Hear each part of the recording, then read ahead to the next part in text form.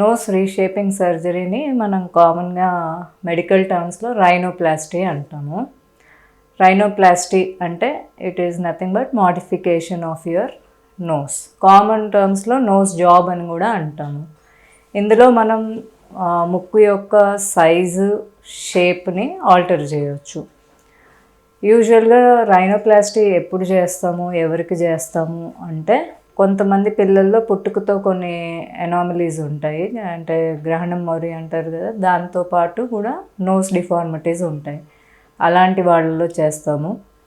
కొంతమందికి functional problems ఉన్నప్పుడు, అంటే ఊపిరి తీసుకోవడంలో ఇబ్బంది ఉన్నప్పుడు అట్లా నోస్ రీషేపింగ్ సర్జరీస్ చేస్తాము.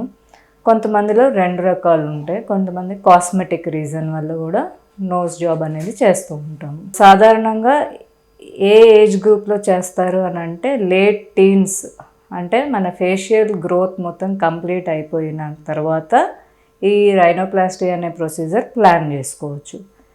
ఒక్క కంజనైటల్ అనామలీస్, అంటే పుట్టుకతో ఉండే అబ్నార్మాలిటీస్ ఉన్న పిల్లల్లో మాత్రం కొంచెం ఎర్లీ ఏజ్లో చేయాల్సిన అవసరం ఉంటుంది.